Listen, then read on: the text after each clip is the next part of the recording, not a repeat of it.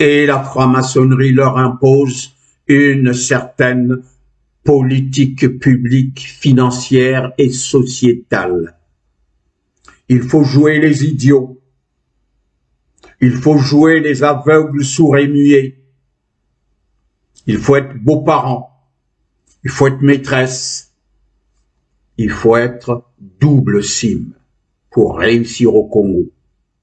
N'a rien à voir avec l'homosexualité. Chez nous, c'est du satanisme. Vous vous rendez compte? Ce qu'on fait subir aux chefs, aux pères de famille, les pères de famille sont détruits, vous vous rendez compte? Imaginez-vous, dans une administration où tous ceux qui doivent avoir des promotions baissent la culotte. Ces gens, psychologiquement, sont complètement détruits. Ils ne peuvent pas travailler pour l'intérêt du pays. Ils savent qu'ils sont là, ils bénéficient à la force de leur derrière. Et c'est pour ça qu'ils sont méchants.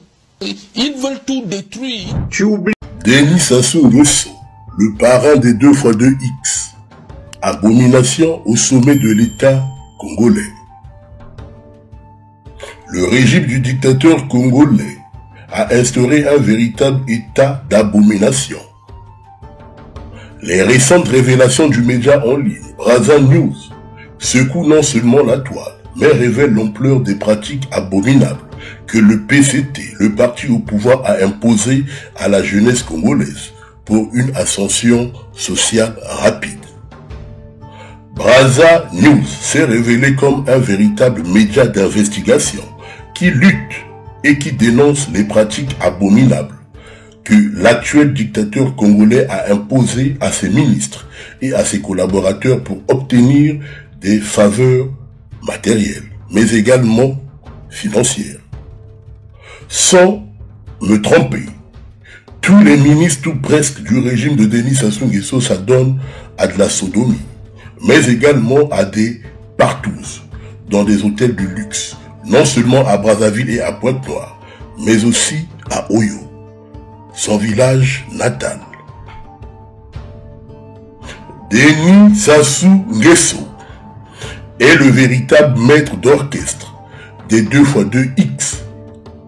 Ce sont des pratiques rituelles affiliées à des loges noires, dont l'empereur Moshi est le fin connaisseur.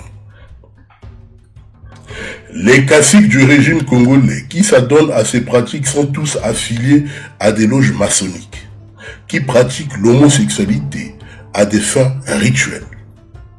Les jeunes qui s'adonnent à leur tour à cette abomination sont en réalité des esclaves spirituels et sexuels d'une caste qui a décidé de plonger le Congo dans les abîmes de l'enfer. Aujourd'hui, il ne fait plus de doute que Denis Sassou Nguesso lui-même veut s'assurer qu'il n'ira pas seul dans les abîmes, dans la gêne de l'enfer. Il veut emmener avec lui le maximum de personnes. Prudence à toutes les personnes qui écouteront cet audio. D'ailleurs, il a pris le soin d'initier son propre fils, Christelle Sassou Nguesso, et certains membres de sa famille, qui s'adonnent à leur tour à ces pratiques de haute sorcellerie, comme le décrit dans les saintes écritures de la Bible. Tu ne coucheras pas avec un homme comme on couche avec une femme. Ce serait une abomination. Dans la Bible hébraïque, c'est par cette prescription, sans équivoque, que le Lévitique 18 à 22, écrit au 6e siècle, avant notre ère, avait dénoncé les pratiques d'homosexualité. Nous sommes à l'heure du verseau. Tout ce qui se faisait dans les ténèbres sera mis dans la lumière. Notre chapeau à Brazza News. Ce sont les signes de la fin d'une ère où régnaient les ténèbres au Congo. Denis Sassou Nguesso est prêt à tout pour s'assurer d'un pouvoir à vie, d'un pouvoir, je dirais, illusoire à vie. L'abomination est devenue son cheval de Troie pour maintenir la jeunesse congolaise dans une forme d'impuissance et de contrôle spirituel. La fin de la dictature de Denis Sassou Nguesso mettra en lumière les affaires ténébreuses et des pratiques diaboliques pendant près de 42 ans.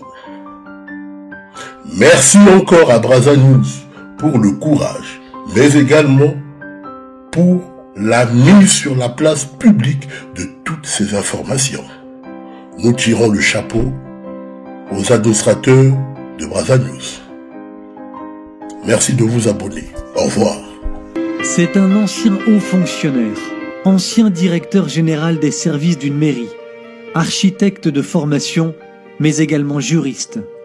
Serge Abad Gallardo a aussi été franc-maçon, initié à Bastia. Ancien vénérable maître d'une loge du droit humain, une émanation du Grand Orient, il a fréquenté les loges durant 24 ans. Il avait atteint le 18e degré.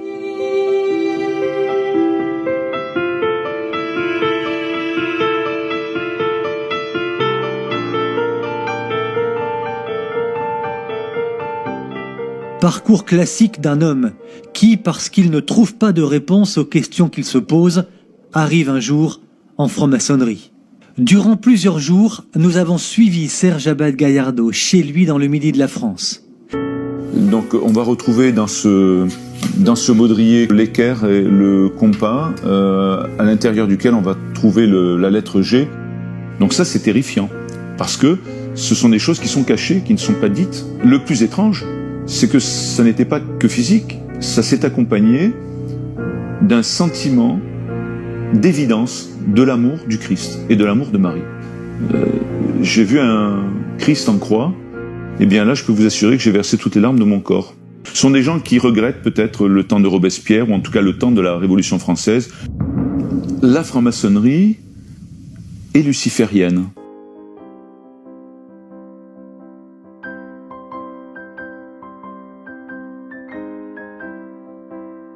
Les aveugles, sourds et muets. Il faut être beau-parent, il faut être maîtresse, il faut être double cime pour réussir au Congo. N'a rien à voir avec l'homosexualité. Chez nous, c'est du satanisme. Vous vous rendez compte? Ce qu'on fait subir aux chefs, aux pères de famille, les pères de famille sont détruits, vous vous rendez compte? Imaginez-vous, dans une administration où tous ceux qui doivent avoir des promotions baissent la culotte. Ces gens, psychologiquement, sont complètement détruits. Ils ne peuvent pas travailler pour l'intérêt du pays. Ils savent qu'ils sont là, ils bénéficient à la force de leur derrière. Et c'est pour ça qu'ils sont méchants. Ils veulent tout.